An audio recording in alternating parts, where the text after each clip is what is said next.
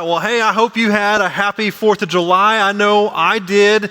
As I looked back over the Fort Worth skyline and saw fireworks all over the place, and then to the left of our apartment, some illegal activity in the park in city limits. Of course, we had tons of fireworks. So appreciative of those people, but I hope they didn't get caught doing fireworks. So I hope you had a great 4th of July. Before we get started, we are going to take communion at the end of the service. So if you did not get one of these on the way in, a communion packet, please just slip your hand up in the air real quick so we can see you, and we'll get you one of those as we get started. So as we do, I want to tell you a story that I got to hear this week that I thought was just good. I have to share with you. And it's about a story of a home builder. Now, how many of you in the house have built homes, are home builder, architect, design, framing, right? Some of y'all may be home builders. Well, this home builder had worked for the same company for some 30 years. Man, he put in some time in this company and built some wonderful homes. People would ooh and ah over the homes that he would build. If you ever watched HGTV, I mean, think about those homes. When you're looking online, you're like, oh, I want that home. You know, I want that boho, whatever style, industrial, modern. You know, that was the type of home builder he was. He was going out and just building these homes and making people's dreams come true. And so he did this for 30 years. And of course, as time comes, you know, you want to retire, you kind of want to be able to move on and finally put the hammer down and go spend time with your family. So as he was getting closer to retirement, he would say something along the lines at the end of a successful year, hey, it's been 10 years until retirement. Hey, it's 5 years until retirement, and then 3 years, 1 year, and so on and so forth. So he was very vocal about, hey, my intentions to retire are very soon. And so before you know, it's a few months, you know, until retirement, and he's about ready to put the hammer down. The manager comes to him from the company and says, we have one more project for you to do. Now, of course, the home builder's been telling him for over 10 years, I'm retiring, I am done, I don't want to do another project. And so he responds to the manager, hey, I've been doing this I've been telling you for 10 years I'm going to retire, and now you bring me a project that's going to be way overdue for the retirement date that I want. And so, of course, the manager comes back and he's like, hey, I mean, you've done such wonderful work. Please just consider this one last job. You won't regret it. And so the home builder, of course, is like, okay, fine, whatever. I'll do the job. And but this time the job would be a little different. Right? This time, you know, instead of building the way he did before, he would hire out cheap crews. You know, he's going to get the crews and get it done fast so we don't ask questions, right? He's going to cut back on the structural design a little bit, and hey, a little bit of drywall and paint and framing and some tile. And I mean, you can make it look like it was one of his homes, you know, as long as you can kind of dress it up and make it look nice. So he did all this, and lo and behold, he finishes right before retirement. Right, it's right on the money. So he goes back into the office, and he's got this set of keys with him, and he's going in the office, and he's shocked to see that all the team's in the office. He's like, okay, this ain't usual. So he goes up to the guy and to the manager, and he says, all right, here's the keys of the home. I finished it. And to which the manager took the keys, and he said, well, really, we want to honor you for the last 30 years of your work at this company. Man, you've done such a wonderful job. In fact, the way we want to gift you is we want to give you a house you built with your very own hands. Welcome to your new home. Oh, snap. You know, like he didn't even realize what was happening. You know, it was like, oh man, I was just going to cut a few corners, and, you know, I was going to hide some things with some touch up. You know, no one would ever know. And here he was faced with his mistake, right? He was faced with this idea that he lacked integrity, right? And I think about this even in our world today, even in the last few months, it's been going on for some time, but watching pastors who have built ministries for 30, 40, 50 years plus, preaching them thousands, watching thousands confess their belief in Jesus, being baptized, only to be deplatformed after 30 years because a hidden sin comes out, and then they got to come off the platform. I think about this when it happens in our schools where people are compromising on their beliefs and on their standards in order to maintain a position in the school district. Right? I think about even in our workplaces where we compromise on our non-negotiables, right? We have our core values and we say, this is who I am. We compromise on those in the name of, I want to climb the ladder. I want to get big, and I want to be able to get all these toys, and I want to have all this money and success and accolades. And so we compromise on who we truly are. But the problem is that when we compromise our integrity, it destroys who we are. Brick by brick, it destroys who we are. It destroys the people around us. Imagine when people fall because of their lack of integrity, the amount of people that are affected by that. It not only destroys, but it's dishonoring to God. Ultimately, it dishonors God. God went to such great lengths for us to say, okay, I'm going to send my son Jesus to die for you so that you could be set free through him. But yet we continue to live lives that are lies, and we don't walk in the freedom that Jesus has given us. And so what I want to really talk about is this idea of how do we keep our integrity intact? Because it's easier to keep our integrity intact than it is to recover it. I mean, once we lose our integrity, it's really hard to earn it back to its fullest. It's really hard to be able to go back and to all the people that have been hurt by us and to restore our integrity. And so how do we keep it? How do we keep our integrity intact? Well, we're going to look at Psalm 26. So if you got your Bibles, turn there, Psalm 26. And we're going to look at the life of David, right? King David. We've been in this series called All Stars. We've been walking through different people who would be considered all stars of the faith, right? They had something in their life that would be considered worth emulating, worth putting into practice. And so David, of course, would have lots. When we think about the life of David, David was a skillful shepherd, right? He shepherded sheep. He was very experienced at that. He was really good at warfare. He led many wars and was able to win many battles.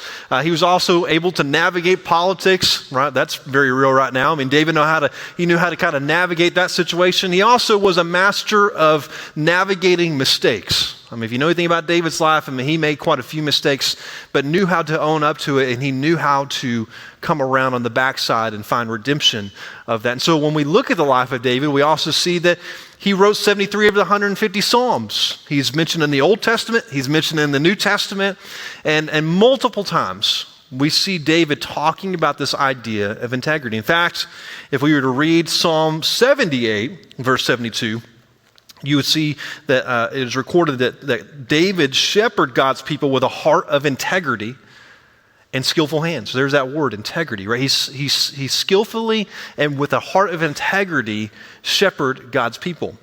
In fact, there's multiple times in the scriptures where he talks about this idea of integrity, how to walk with integrity. Lord, I've kept a heart of integrity. So he mentions this multiple times. So he is a great candidate for us to look at when considering integrity. In fact, when we read Psalm 26, which we're going to read today, if you could summarize it with one sentence, here's what it would be. So you can write this down right here. A life of integrity stays intact when it comes under attack. That a life of integrity stays intact when it comes under attack. That when we choose to align our inner person with our outer person, when we are walking in the true, authentic us, that when we're walking in integrity, that's a life that stays intact. It's not one that unravels at the end of the career. It's not one that unravels at the end of your time, but is one that stays intact and is faithful time and time again. And so let's begin reading Psalm 26. We're going to start in verse 1. And this is the word of God. Vindicate me, Lord, because I have lived with integrity and have trusted in the Lord without wavering. Test me, Lord, and try me. Examine my heart and mind.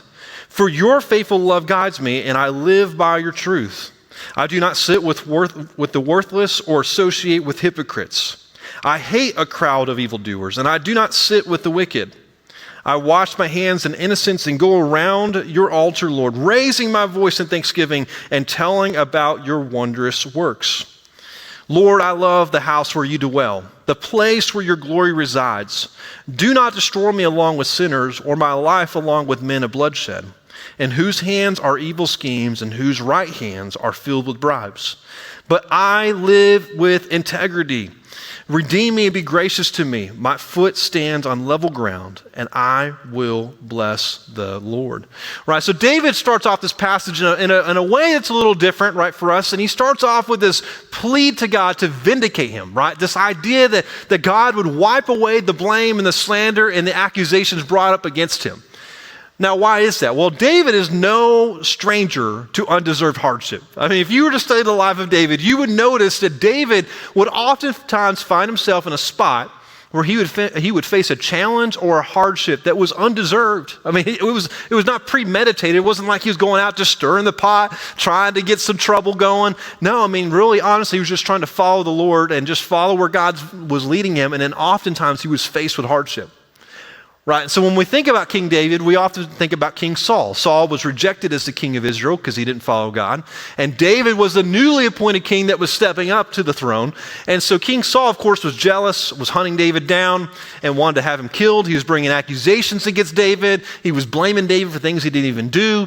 And so before he even takes the throne, he's already got a bunch of hardship, a bunch of challenges, a bunch of suffering on the way to where God's calling him. You ever experienced that before, where God calls you to do something specifically or calls you to a position, and then on the way you're thinking it should be just all peace and comfort and flowers, and only to behold, you don't even get in the position yet, you're already doing the job, right? You're doing the job before you get to the job. You ever been there? Well, that's where David's at. That's why he's calling out and he's saying, Lord, vindicate me. I did nothing wrong. I mean, you could look at my life and see that I didn't do anything wrong. And so he's calling out in vindication. He's saying, Lord, would you see that my life is one that is not doing wrong, right? That is a life that ultimately follows after you. And there's a misconception, I think, a lot of times in church where we think that when God calls us to a specific place or appoints us to a specific position, that position should be just comfortable and easygoing and that it's just going to be nice and there's not going to be any hard things that happen. But you see the opposite in the scripture. Like when you see Paul, when you see David, when you see these people called to do things for God, there is some type of suffering they experience. Think of Jesus, even Jesus himself. As he got closer and closer to the cross, what did he experience? Hardship, suffering, sacrifice. Doesn't this sound like a great message already? Right? You're already motivated, right? I mean, but you notice that, man, there's this pattern that in the world today we're going, oh, God wouldn't call you to do such a thing. But yet we see in the scripture that God calls a lot of people to do things that I wouldn't want to do. I'll just be honest, like just confession of a pastor. I mean, we were reading this morning with a couple guys about the Apostle Paul suffering for Christ. I'm like, I don't know if I could be a pastor if that was what, I mean, that's some crazy stuff, you know. But we see this misconception, and you see David here really living this out, that he's doing everything he can for the Lord, yet people are still blaming him, bringing accusations against him, being misrepresented, accused for things he never did. Yet he says, I lived with integrity, right? You see that word there, integrity? When we think of the word integrity, what first comes to your mind, right? And you may have some words like honesty, reliability, faithfulness, right? These are words that sometimes we use along with the idea of integrity, but I want to give you a definition for all of us to work on this morning, so we're all on the same page. And here's the definition, is integrity is our behaviors aligning with our beliefs. Right? That integrity is our beliefs and our behaviors coming into alignment. That who we are on the inside, what we believe from the scriptures is what we practice. Right? We don't alter our behaviors to fit in and to just be a part of some crowd or we alter our outside appearance because we don't want people to see the inside. But there's this alignment, not a disalignment, right? That this idea that what I believe is what I'm living out. What you see is what you get. In fact, people will say integrity is who you are when no one's looking. Right? It's who you are when no one's looking. So who are you when no one's looking? In your private life, who are you? You know, the opposite of this would be hypocrisy, right? The opposite of integrity would be hypocrisy. Oftentimes you hear the word hypocrisy or hypocrites given to those who are in the church. You ever been on the other side of that? You hypocrites, I would never come to church. All you do is you worship God and you read your Bible, but you just a bunch of messed up people. Right? You ever hear that? I had a guy one time got real upset in a Connect group and he said, I'm not going back. They're a bunch of hypocrites. And I'm like, man, you've got some unhealthy expectations of people, right? Really church folk. I mean, we're not perfect people, but man, we're going to mess up. So if you're here this morning and you think we're a bunch of hypocrites, whoa, hey, the surprise has been revealed. I mean, we fail. We fall short, but when we make it a habit is when it becomes a problem. That's when it becomes a problem. And really, Jesus had some very harsh words about those who make hypocrisy a pattern. He said this in Matthew 23, verses 25 through 26. He said, woe to you, scribes and Pharisees, hypocrites! You clean the outside of the cup and dish, but inside you are full of greed and self-indulgence. Blind Pharisee, you first clean the inside of the cup so that the outside of it may also become clean. Right, so even Jesus is giving some very harsh words. He's saying, if you make this a habit, if you're a constantly practicing hypocrisy, man, woe to you, because there's destruction coming. Your life will unravel and it will come apart. It will not stay intact.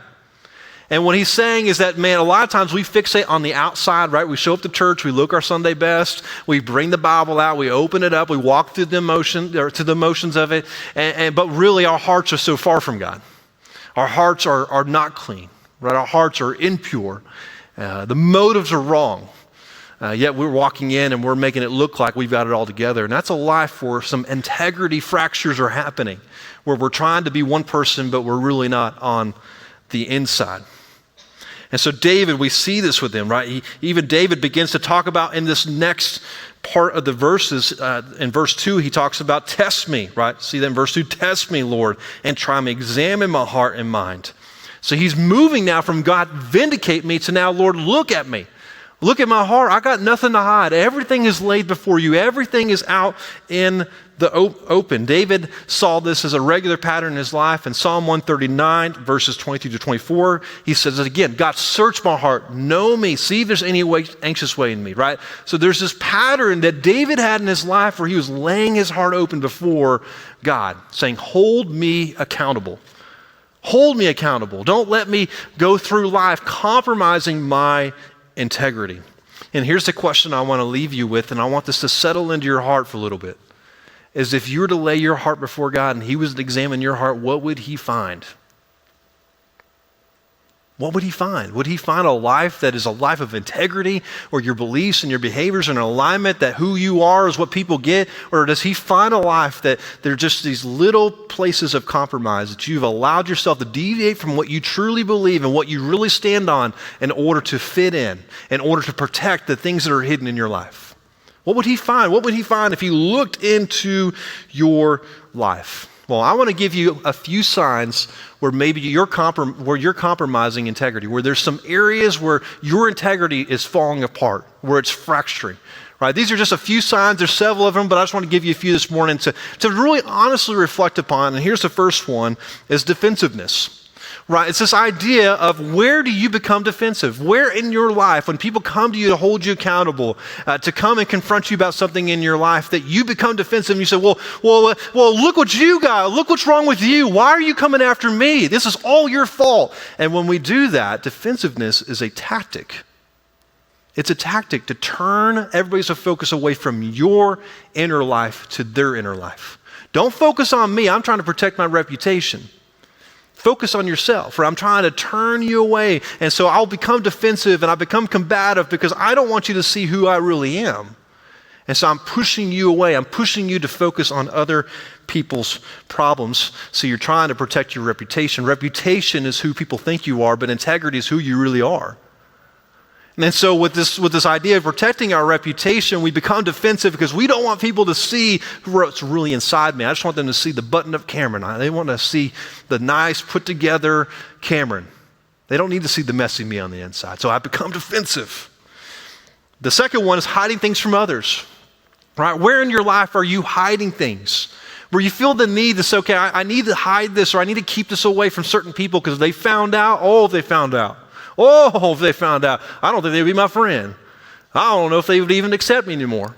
I don't know if I would even get the promotion that I want if people really found out who I really am. And we have to be honest with this question. Because what I found is that when people hide things for so long, they grow callous towards the thing that they're hiding. In fact, I remember at one point I was talking to someone one time, and they were committing the sin over and over and over and over again. And I said, well, why are you doing that? Well, I just, over time felt like it was not a big deal anymore. Yeah, that's not good, right? That's your heart growing callous towards the sin, callous towards what's wrong. And so we have to be honest, what are we hiding? What passwords are you keeping from those around you? To protect what's on your phone, to protect what you don't want people to see, right? What are you hiding? What secrets are you hiding? That if they got out, that you're so afraid of, that people found out, if they found out, oh man, my life would be destroyed. What areas in your life are you hiding? Mistakes that you haven't confessed up to because you just think, okay, there's no way I could ever be forgiven. I could never be found redeemed for this thing, and so I'm going to hide it. And here's what's happening. Can I just be real for you for a second? I said this in the last 2 services very quickly, but we have a little more time in this service. So I just want to zero in on this because this is such a big deal that when you hide things in your life, do you know what you're doing? You're making yourself a slave to that thing in your life. You're making yourself, because if you ever notice when you hide something, you alter all about who you are. I mean, you talk differently, you look differently, you just go about life so differently, trying to maintain and hide the thing that you don't want people to see. And so you end up being a slave to the thing you're hiding, but ultimately you're serving man. And you're worried about what they think about you. But yet Jesus went to such great lengths to secure your freedom in him that we diminish that by hiding these very things in our lives, and we just remain for the rest of our lives. I just can't imagine the people who have hidden things for 30-something years, what that feels like. The weight of that over and over again, trying to protect it. Oh, it almost got out. Oh, I'll put it back. I mean, are you hiding things? Where are you tempted to hide things? The last one is where do you overpromise and underdeliver? Right? This one hits home. This one may be a little bit more of a one that you can relate to, especially for me. I'm a high achiever, so I'm always trying to maintain the reputation that I can do it all. I've been designed to just figure it all out. And so yes, I'll do that. Yep, I got you. And then I get to the end of the day and I go, whoo, buddy. Man, I had to cut a few corners there because, man, I don't know if I can get all that done. Right, and what we're doing when we're overpromising and underdelivering is we're being dishonest about our capacity. The way that we're wired, what we're really capable of doing. And so instead of enduring the no, hey, I can do this another time. Hey, I would love to, but maybe we can reschedule it for a later date. Instead of enduring the no and telling someone no in the moment, we find an alternative option to somehow try to figure it out. And then what we end up having to do is we either not do it at all or we just do it in a way that honestly does not meet expectations. Because we thought we can do it all. We thought that we could give what we promised, but yet we under-deliver. And I think it's important to note here that when David is asking God to assess his heart, the assessment is a God assessment, not a self-assessment, right? That he's not relying on his own assessment, but he's saying, God, assess my heart. And so when you think about these areas, defensiveness, over-promising, under-delivering, hiding things, when you ask yourself these things, don't just ask yourself and rely on what you find, but ask God, hey, where am I defensive? Where am I hiding something? Where in my life am I over-promising and under-delivering? Because God will be truthful to you.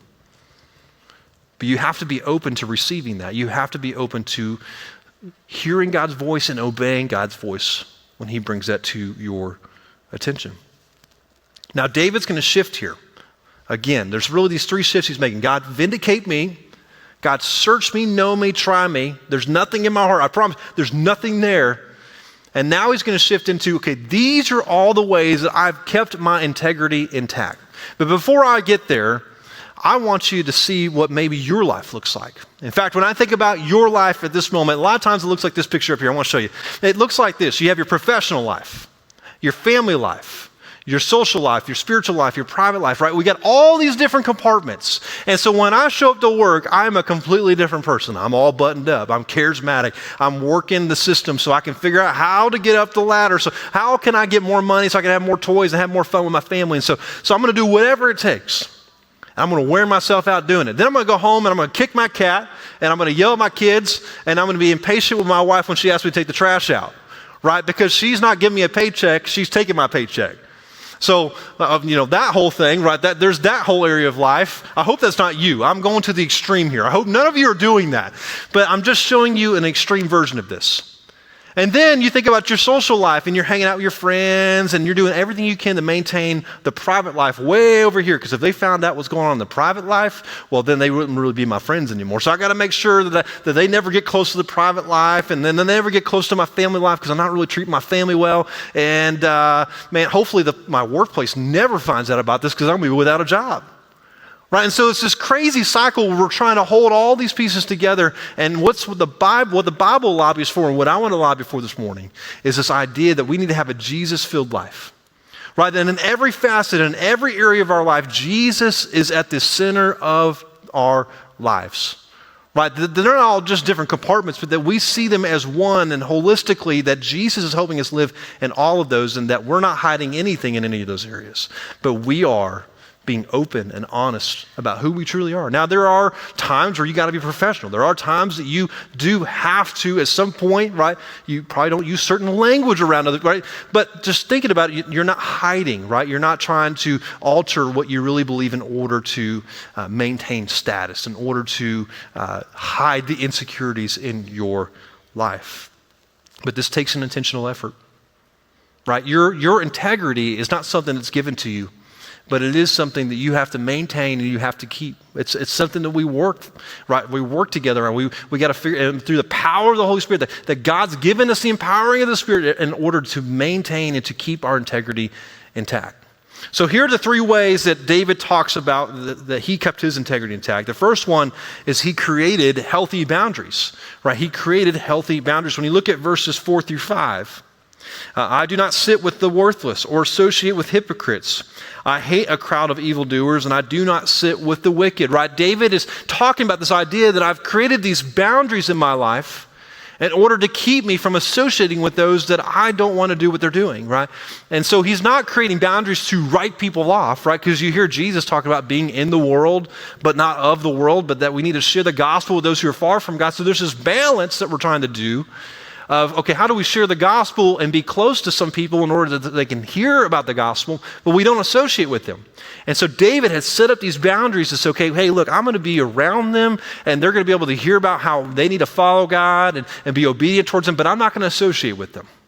In fact, I hate what they do. I don't want anything to do with that. And a lot of times when we think about creating boundaries in our lives, we end up trying to create boundaries to try to keep certain people away from us, right? We're like, oh, I don't want anything to do with that person, so I'm going to, in the name of boundaries, to not deal with this person and this individual that I don't like, I'm going to create this boundary.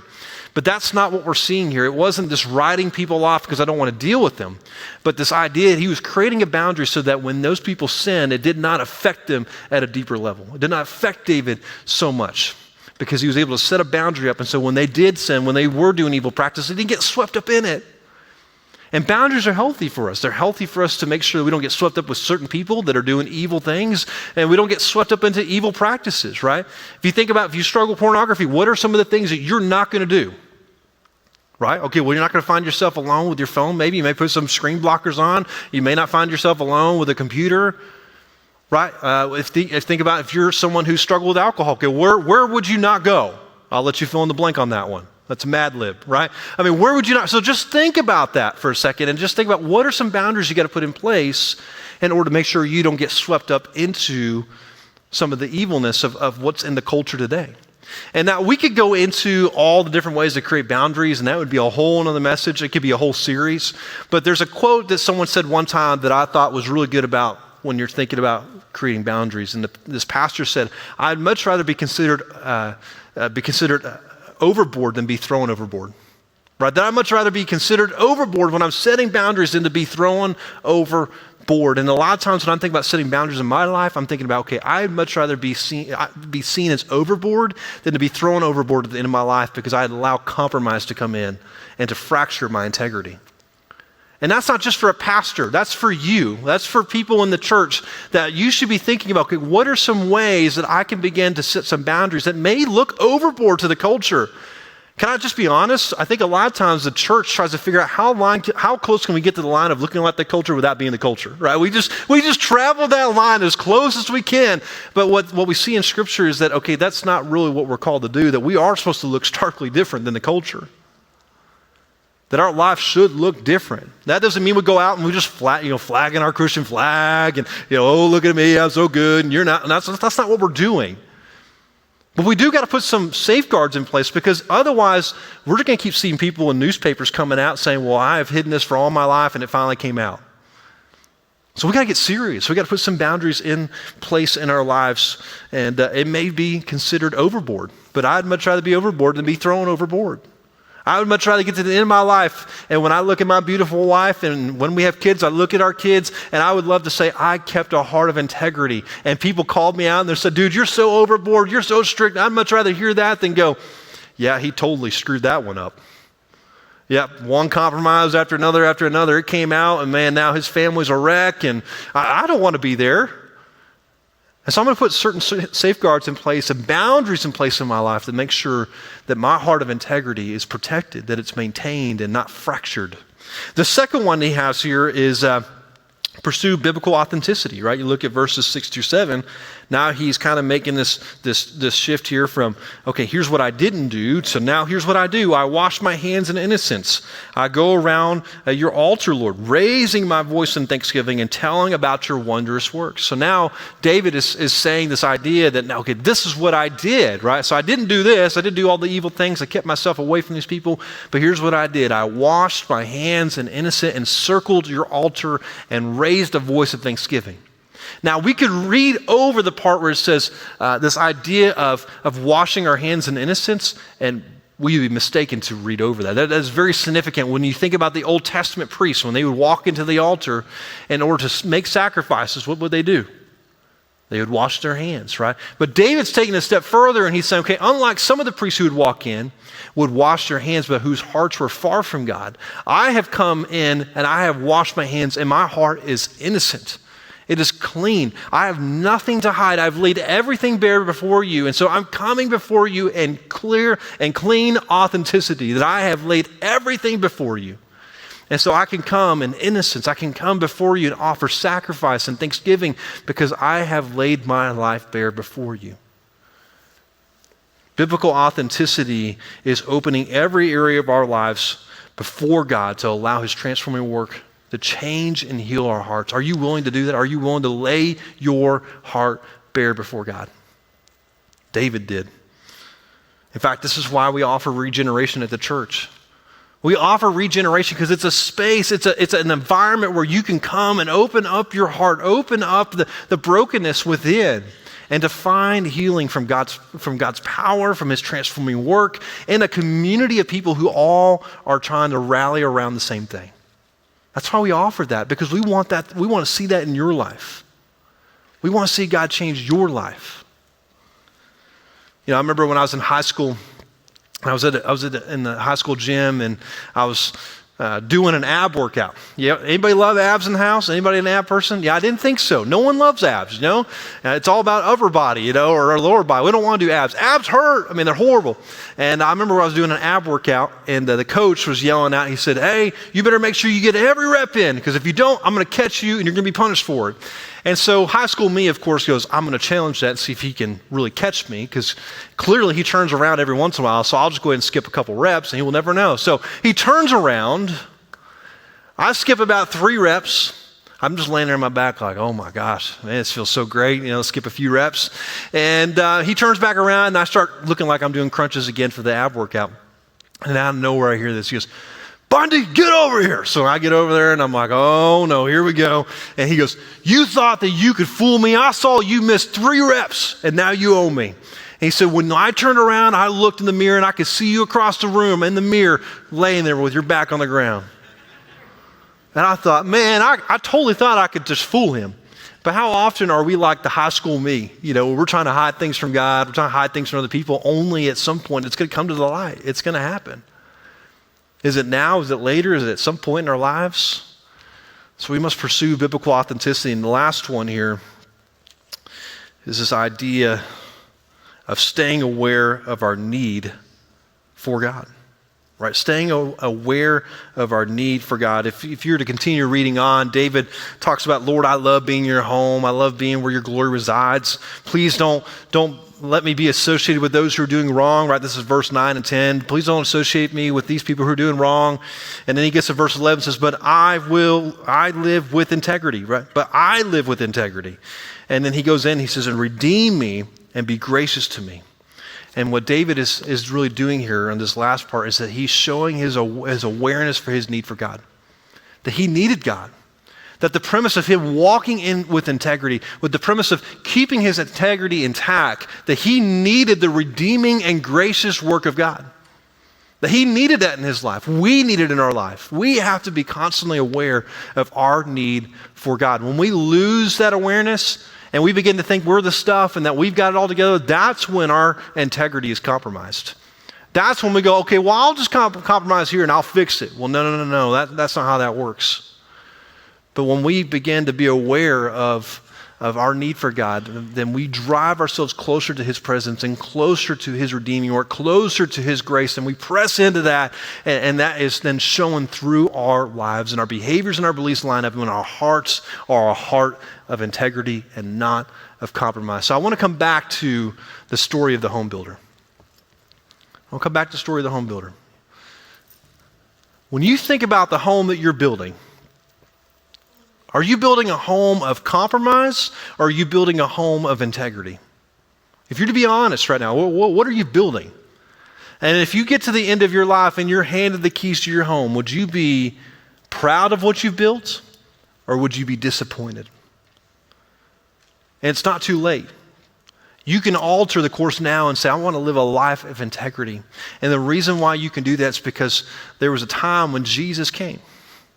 The one who showed the greatest amount of integrity, that when he was in the wilderness and tempted, he did not compromise. That when he was in the Garden of Gethsemane, he said, not my will be done, but your will be done, did not compromise. And he got to the cross, and yet again, as he was about to die for the sins of mankind, he didn't compromise. But he stood firm with a heart of integrity. And because of that redeeming work, because of what Christ accomplished for us, we get to live lives of integrity, empowered by the Holy Spirit that he gives to us and seals us with, and the promise that we get to walk in, the inheritance that we've received because of what Jesus has accomplished for us.